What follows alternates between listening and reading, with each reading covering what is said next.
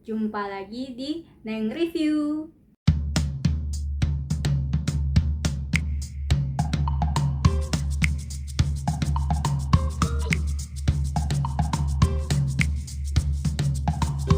Hari ini aku mau mereview sebuah drama jadul yang menurut aku sangat bagus setelah aku tonton, dan episodenya juga tidak terlalu banyak. Nah, drama ini berjudul Go Back Couple. Go Back Couple yang berarti pasangan yang kembali bersama. Sesuai dengan judulnya, drama ini menceritakan tentang pasangan yang sudah bercerai namun dipersatukan kembali dengan sederetan kisah dan cara.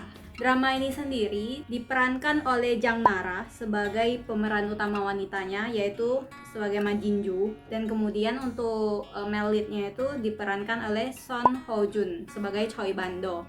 Drama ini ditayangkan pada tahun 2017, dan mengingat sekarang ini adalah tahun 2021, jadi ini adalah drama 4 tahun yang silam. Sudah sangat lama dan saya baru nonton dan saya terkesan sama dramanya begitu. Drama ini sendiri ya, ini hanya berjumlah 12 episode, sangat singkat, hanya 12 episode dengan jumlah durasi yang kurang lebih kayak drama pada umumnya, yaitu hanya selama 1 jam. Nah, jadi benar-benar berasa ceritanya itu padat tapi ngena banget. Jadi aku senang banget sama drama ini karena episodenya juga tidak bertele-tele. Drama ini mengangkat tema time traveling. Nah, time traveling itu menurut aku adalah salah satu tema yang sangat menarik, berhubung aku ini juga doyan banget sama drama fantasi. Nah, time traveling itu adalah hal yang kalau misalnya di dunia realita itu kayak hal yang nggak mungkin terjadi ya, time travel. Nah, di situ adalah sisi fantasinya. Choi Bando dan juga Ma Jin Joo ini adalah pasangan suami istri yang sudah menikah lumayan lama, udah lebih dari 10 tahun. Namun suatu hari karena mereka itu udah lama menjadi pasangan, mungkin berada pada titik jenuh dan mereka kayak mengalami masalah yang bertumpuk namun tidak diselesaikan. Akhirnya mereka suatu hari saling mengungkapkan keinginan untuk bercerai, padahal mereka itu udah dikaruniai oleh seorang anak. Nah, karena mengungkit perceraian itu, akhirnya masing-masing dari mereka melepaskan cincin pernikahan mereka. Nah, pada saat itulah tiba-tiba keduanya merasakan gempa, dan keesokan harinya ketika mereka terbangun, mereka kembali menjadi sosok yang sangat muda. Dari penampilan mereka yang sangat tua, akhirnya mereka bangun di tubuh mereka yang sangat muda, yang masih berusia 20 tahun. Kaget dong, tapi jiwanya ya tetap jiwa-jiwa mak-mak dan bapak-bapak gitu. Disitulah akhirnya mereka mulai lagi menuliskan kembali kisah hidup mereka. Jadi apa yang mereka sesali pada saat mereka sudah menjadi mak dan bapak dari seorang anak, mereka mengulangi kembali kisah kehidupan mereka. Pengennya sih mereka itu sudah tidak mau terkait satu sama lain karena udah saling kesel gitu kan. Tapi ternyata takdir berkata lain. Mereka akhirnya mau menghindar bagaimanapun, ujung-ujungnya ya kembali lagi bersama sesuai dengan judulnya. Udah selesai ceritanya. Udah ke spoiler. Drama ini tuh menarik banget karena satu, dia mengangkat tentang time travel. Sebenarnya ini benar-benar bergenre fantasi banget ya. Time travel itu hal yang tidak mungkin terjadi kalau di kehidupan nyata. Jadi ini cukup menarik karena gimana sih, kan enak banget ya kalau misalnya kita itu dikasih kesempatan kedua dan kita bisa kembali ke masa lalu untuk melakukan hal yang sudah kita ketahui tidak akan kita sesali di kemudian hari gitu. Jadi kita kayak masih punya kesempatan kedua, dengan begitu penyesalan tidak akan terasa begitu pahit kali ya.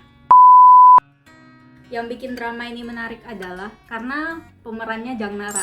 Jang Nara itu kalau main di drama itu mukanya itu sangat ekspresif menurut aku. Kalau dia marah benar-benar kelihatan marah, dia lagi sedih kelihatan menyayat hati banget, kalau lagi senang kelihatan banget happy-nya. Dia itu sangat mendalami karakter dia di drama manapun. Aku sempat nonton beberapa drama Jang Nara dan menurut aku dia itu emang selalu mendalami karakter dia dengan sangat baik.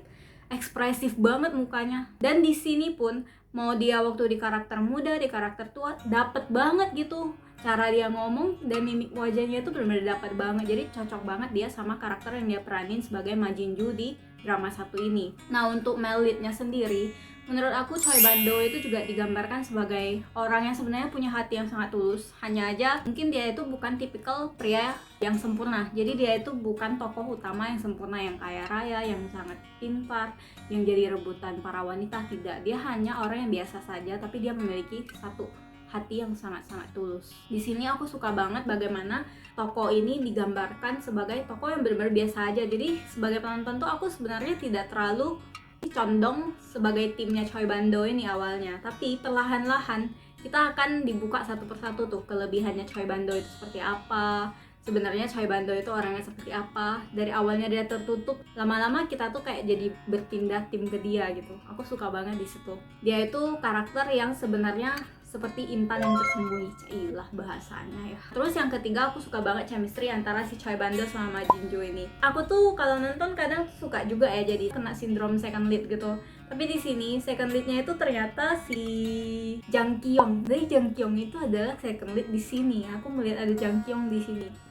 Tapi anehnya aku akhirnya tetap tidak di timnya Jang Kyung, aku tetap di timnya si Choi Bando ini. Jadi menurut aku tuh chemistry antara si Choi Bando dan Ma Jinjo itu benar-benar sangat, gimana ya cara gambarinnya, mereka itu adalah pasangan yang maksudnya pas dilihat tuh kayak udah bikin kita tuh ngerasa wah mereka tuh emang ditakdirkan buat bersama sih. Mereka tuh nggak bisa kehilangan satu sama lain gitu. Kayak ya mereka tidak sadar aja bahwa mereka itu sebenarnya saling membutuhkan dan saling memiliki gitu. Ngerti nggak sih kayak gimana gitu? Intinya mereka tuh kelihatan cocok, chemistry-nya bener-bener dapet banget. Kayak tatapannya itu benar-benar so sweet banget. Pokoknya sweet dengan cara tersendiri gitu.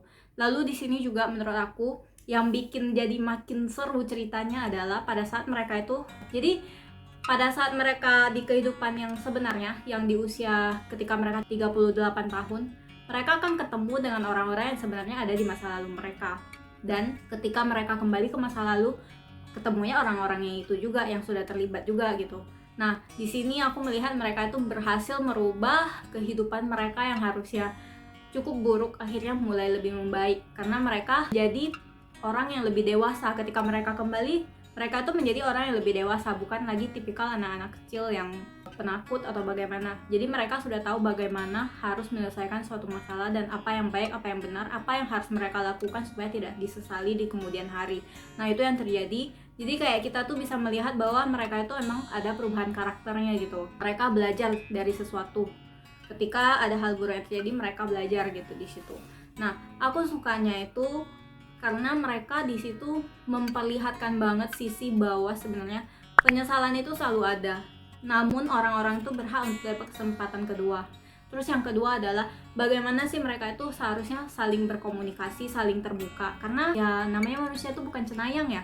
Kalau misalnya kita mikirinnya A tapi kita ungkapinnya B, ya lawan bicara kita nggak bakalan ngerti seperti itu. Jadi kayak ketika akhirnya mereka berkomunikasi dengan baik, saling ngomong dari hati ke hati, akhirnya ya masalah mereka solve gitu, terselesaikan dengan baik. Aku tuh juga suka banget sama bagaimana drama ini dikemas. Kalau biasanya tuh drama itu endingnya itu adalah pernikahan, bener ya? Nah, kalau di drama ini justru dibuka dengan kisah setelah menikah. Jadi mereka tuh udah nikah, diperlihatkan kelanjutan setelah pernikahannya. Jadi pernikahan itu bukanlah selalu happy ending bagi semua orang. Ini adalah point of view yang berbeda banget dari drama pada umumnya gitu. Karena di sini pernikahan justru adalah awal ceritanya. Bagaimana kehidupan rumah tangga mereka setelah pernikahan. Dan disinilah konfliknya dimulai. Nah, aku tuh suka banget bagaimana penulis ini bisa mengemas cerita ini dengan sangat baik. Karena pertamanya cuman dikasih lihat permasalahannya. Kayak orang kan biasa menilai dari cover ya, kayak itu. Jadi kita hanya menilai, oh ini nih si Bando nggak bener nih, oh si Jinju nih harusnya nggak kayak begini. Cuman dikasih lihat yang jelek-jeleknya aja gitu. Padahal sebenarnya di setiap tindakan yang dilakukan setiap orang itu pasti ada penyebabnya kan. Nah, disinilah surprise-nya cara si penulis mengemas cerita ini. Karena begitu saat mereka sudah menjalankan time travel dan mereka kembali ke masa lalu, di situ justru mereka akhirnya baru perlahan-lahan dengan bantuan waktu dan juga kondisi, akhirnya mereka perlahan-lahan saling mengungkapkan isi hati mereka. Dan disitulah sisi lain yang awalnya tidak diperlihatkan mulai terkuak satu persatu. Aku suka banget cara pengemasan cerita yang seperti ini. Alurnya itu jelas gitu loh. Jadi kayak ada konflik, kemudian cara penyelesaian perlahan, dan kemudian masalah selesai kayak gitu. Jadi ini benar-benar cerita yang menurut aku tidak bertele-tele. Konfliknya dapet, pesannya dapat banget, hampir di setiap dialognya itu menurut aku powernya tuh dapat banget gitu. Mau dialog dari ibunya lah, dari Majinjunya, dari Choi Bandonya, mereka tuh punya dialog yang sebenarnya kesannya ringan tapi benar-benar ngena banget gitu. Kayak misalnya si Majinju tuh pernah bilang juga gini, pada saat dia melihat ada orang yang kayak diperlakukan dengan tidak baik, dia bilang gini, anak lelaki itu kan juga putra dari seorang ibu gitu. Nah di sini kayak kita tuh diperlihatkan posisi sebagai si Majinju tuh sebagai seorang anak dan juga sebagai ibu dari anaknya gitu. Jadi dia tuh berada di tengah-tengah. Gimana sih perasaan seorang anak terhadap ibunya, bagaimana sih perasaan seorang ibu terhadap anaknya, itu terlihat sangat jelas. Nah ada 2 poin yang benar-benar ditekankan di sini adalah hubungan antara orang tua sama anak. Yang kedua adalah hubungan antara suami dan istrinya dalam keluarga. Nah di sini benar-benar drama yang pokoknya syarat banget dan padat banget sama makna-makna kehidupan. Makanya ini membuat drama ini benar-benar sangat bagus dan sangat memorable. Bahkan aku kalau disuruh ngulang nonton drama ini lebih dari 3 kali, aku bakalan ikhlas-ikhlas saja. Terus ada lagi pemanis di sini tuh adalah ada Lee Jun Ki, lagi-lagi Lee Jun Ki ya. Aku tuh emang ngefans banget sama Lee Jun Ki ya, karena ya dari ekspresinya aja udah lucu banget, apalagi ketika dia bener-bener main di drama komedi. Semua drama yang dia mainin tuh jadi komedi semua, emang ini loh komedi juga. Adanya teman-teman mereka itu juga jadi membuat si drama ini semakin berwarna gitu, jadi kita lihatnya jadi makin gak bosan. Karena ceritanya itu tidak benar-benar berpusat hanya pada 2 orang ini aja gitu. Jadi teman-temannya juga dapat porsi. Jadi sehingga kita punya banyak sudut pandang. Yang ditekankan banget di sini adalah cinta kasih seorang ibu sih menurut aku. Karena Yang Nara ini berperan sebagai seorang ibu, namun dia juga sangat merindukan ibunya, sehingga rasa rindu dia terhadap ibunya membuat dia itu kayak terjerat pada rasa bersalah, terjerat pada masa lalu, terjerat pada kesalahan yang diperbuat oleh suaminya, sehingga dia itu kayak tidak bisa melihat bahwa di sampingnya itu sebenarnya ada orang yang sangat peduli. Kepedulian orang lain itu tidak terlihat di matanya karena dia fokus pada masa lalu, fokus pada kerinduannya pada ibunya. Aku suka banget sama Ajuma yang mainin jadi ibunya Majinju di sini. Dia itu adalah ibu dari sederet artis Korea kayaknya. Hampir di semua drama tuh dia selalu berperan jadi ibu, dan kalau dia yang jadi ibunya rasanya tuh dramanya tuh benar-benar jadi melankolis banget, benar-benar jadi yang menyentuh hati banget gitu. Nah di sini pun peran dia seperti itu. Ada momen-momen ketika drama ini walaupun sebagai drama komedi berhasil banget menyentuh hati, terutama di 3 episode terakhirnya. Aduh gila, dibuatnya terseduh-seduh gitu loh, karena saking kayak wah, ibunya ini benar-benar sosok yang bijaksana banget.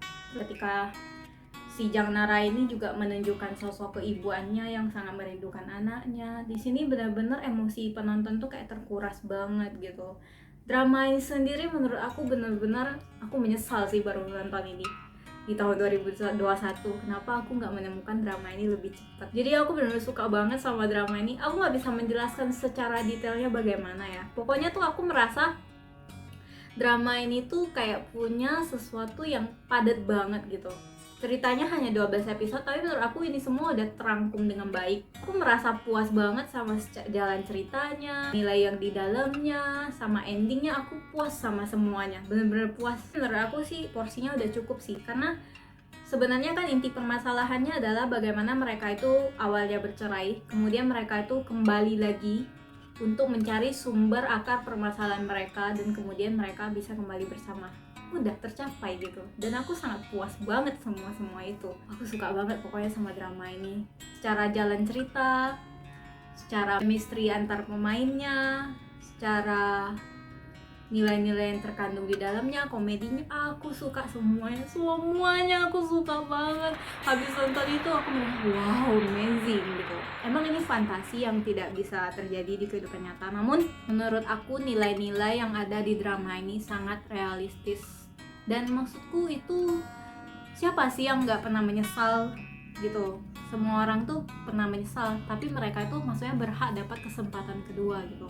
Di sini kita tuh benar-benar diperlihatkan banget bagaimana pentingnya komunikasi. Bagaimana sih kalau ngomong hati ke hati, jangan sampai beda frekuensi gitu loh. Satunya sebenarnya pengennya sih melindungi, sebenarnya melindungi dalam diam, kan kayaknya kesannya kayak superhero banget ya gitu, melindungi dalam diam. Satunya lagi sebenarnya nggak butuh banyak-banyak banget, butuhnya cuma ditemenin. Nah ini maunya A, tapi yang ini kasihnya B yang nggak nemu gitu, karena nggak ngomong, kirain cemayang, padahal bukan gitu. Nah ini benar-benar kayak nampar banget ya gitu.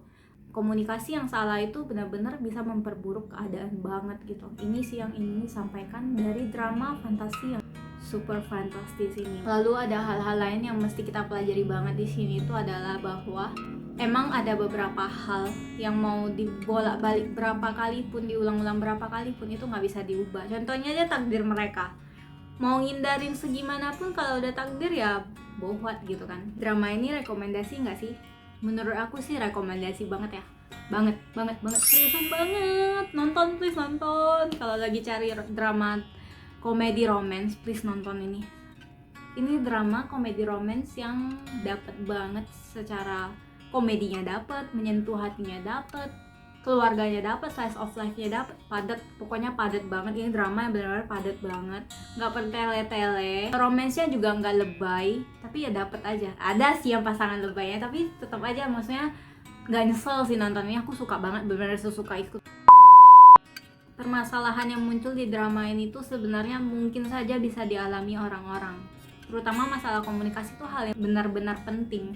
Lalu di sini juga kita bisa melihat hubungan antar menantu dan mertua. Ini benar-benar hubungan yang menarik banget untuk dilihat. Entah kenapa aku tuh kalau nonton drama tuh emang suka banget sih ada hubungan menantu dan mertua, itu kayak lucu aja gitu.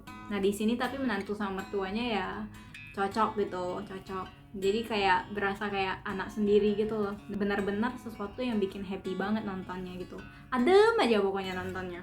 Jadi intinya kalau misalnya lagi cari drama komedi romance, butuh yang ekspresif, komedinya dapet, ngena, isinya padet, nontonlah ini benar-benar bagus banget. Aduh, aku susah banget mau deskripsiin pakai kata-kata, aku bingung gimana jelasinnya. Pokoknya ini tuh benar-benar bagus banget. Aku se-excited itu sama drama ini, kayak gak nyangka aja ini drama lama loh 2017 tapi feel-nya masih dapat banget dan bisa se-enjoy itu. Aku benar-benar maraton nonton drama ini. Udah nonton gak bisa berhenti, nonton gak bisa berhenti, susah banget berhentinya.